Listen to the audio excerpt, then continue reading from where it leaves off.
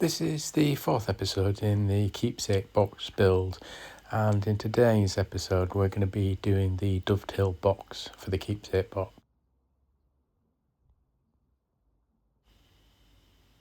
What you can see on screen is some small pieces of sapele. These are offcuts, and what I'm going to do is joint these, glue them together into panels and use those to build the box. I'm being careful with the choice of the wood I'm using to produce the panels because there are pieces that just wouldn't look right as part of the panel. This one, for example, the grain is just completely wrong for the box.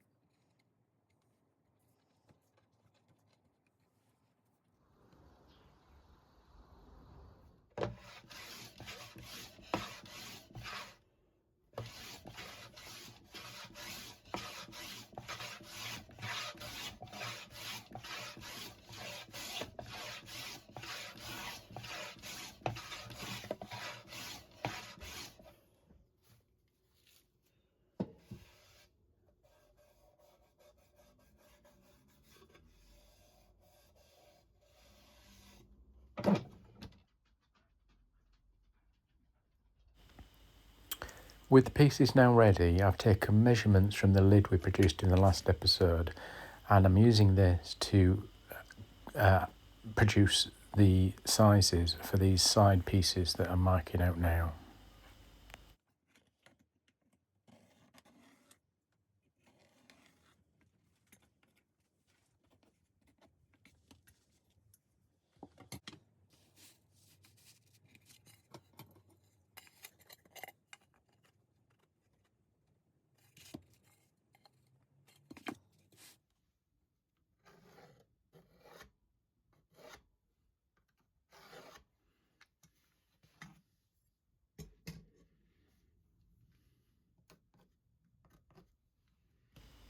With the pieces now cut into the correct size, I'm taking the thickness down on the two longer pieces. This is so the lid will recess into the box rather than sitting on top of it.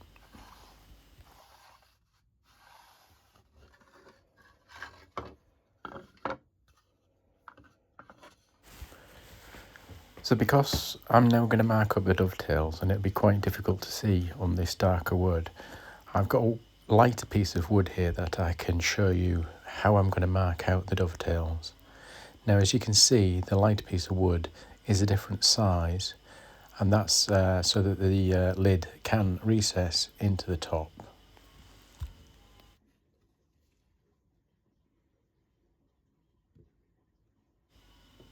So the first step is to mark the thickness of the piece of wood on the piece you're dovetailing, and in this case I'm producing the tails first.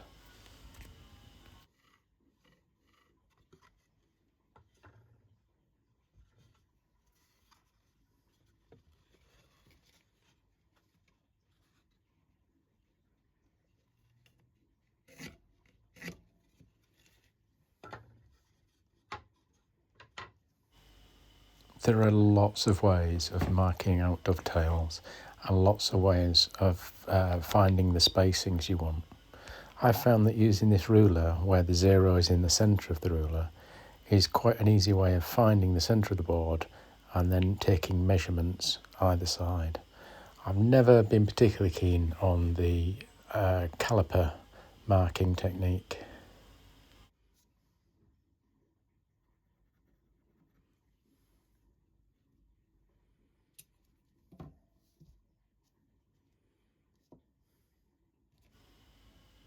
So here I'm using a square set at the 6mm in from the ends that I decided was appropriate for this box, and use that to mark the ends of the board, the end of the tails.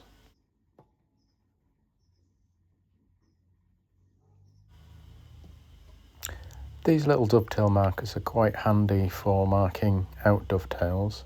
I'm using the 1:8 ratio on these particular dovetails, but I don't think it actually matters all that much, and you can pretty much guess the angle you want to use. You just need to be fairly consistent to have them looking correct.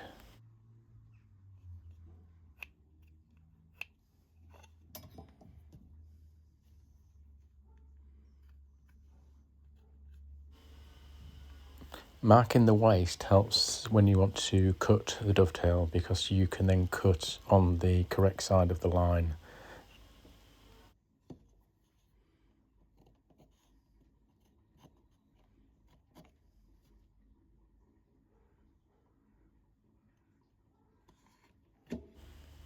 And we're now back to the actual piece of wood I'm going to be using, and I'll be cutting these freehand without the use of a guide. Guides can make the process easier and more consistent, but I'm trying to develop my skills here, so I'm quite happy to make some errors whilst I'm learning.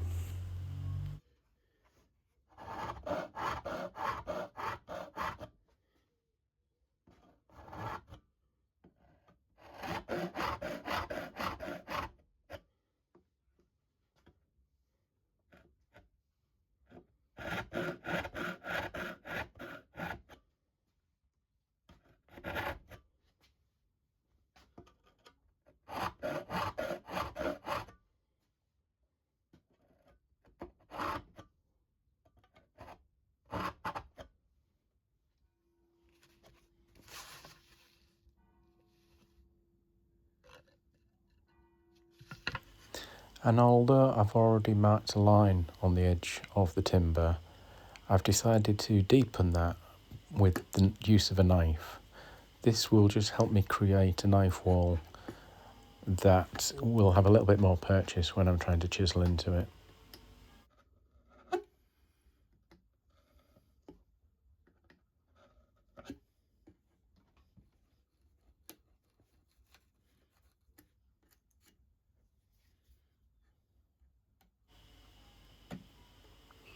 And this trick from Paul Sellers is extremely useful. You really do feel the difference with the saw once it's got that little ball to sit up against.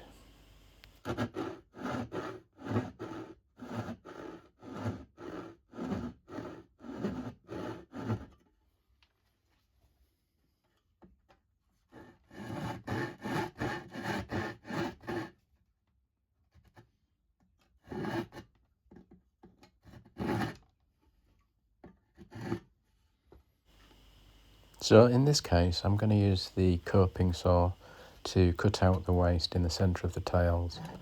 I have used chisels in the past. I can't say I'm particularly happy with any of the approaches. They all seem to be slightly too fiddly. So I'm always looking for improvements for this stage of the technique.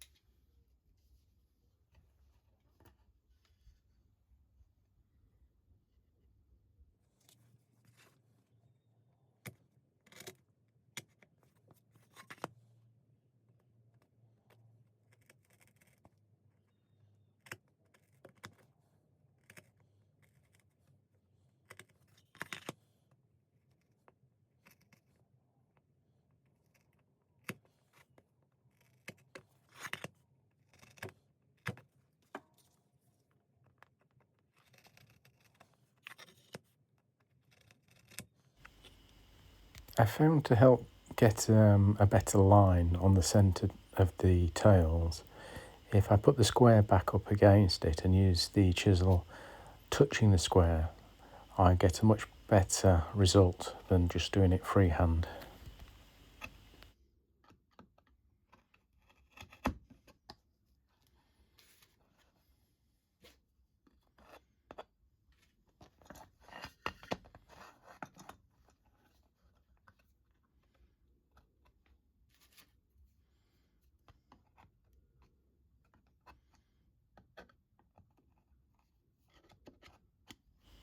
And here you can see one of my first dovetail projects, a box I was working on in some offcuts.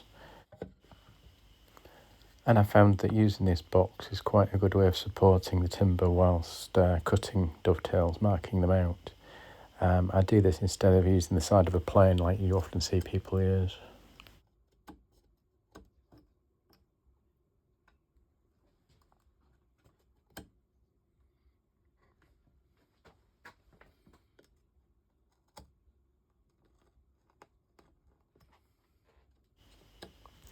After lightly marking out the positioning, I then go back over these lines with the knife just to deepen the line itself.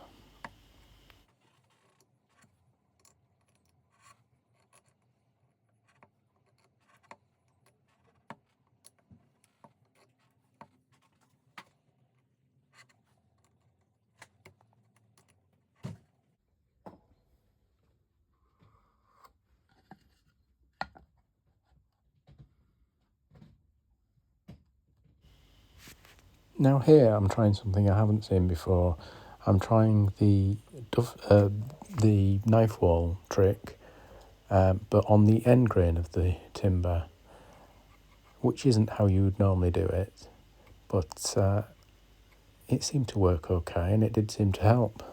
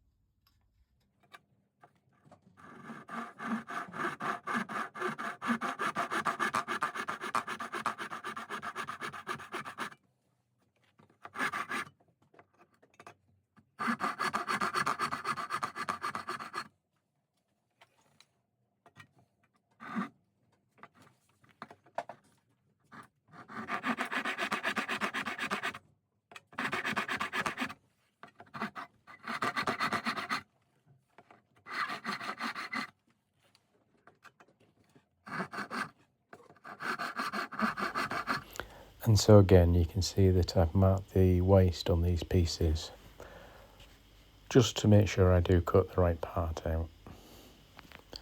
And having made more than one mistake by not checking, here I lay the pieces out just to make sure that I have marked them correctly and that they will produce a box at the end.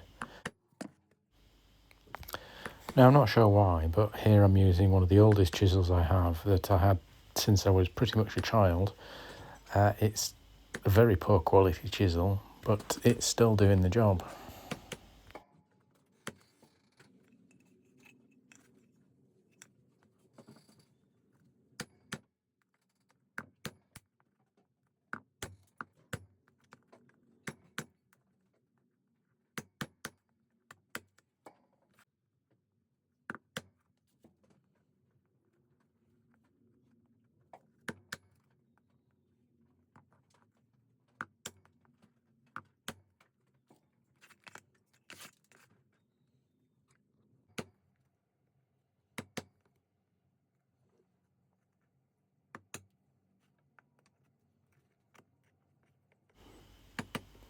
When I first tried doing woodworking, before I'd done much research on it, I would have gone straight to the line to try and cut these out. However, I have learned now that it's best to take the waste out in halves. So cut half the waste out, then half of what's left, then half of what's left, until you get right down to the line.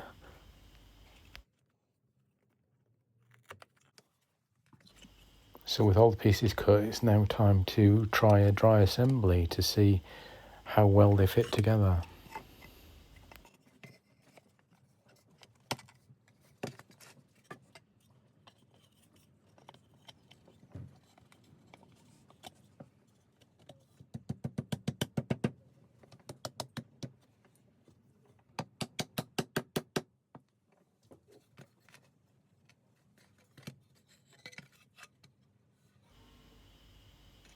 And with the box frame made, it's possible to now sit the lid on, and we have a rough idea of what this is going to look like when it's finished.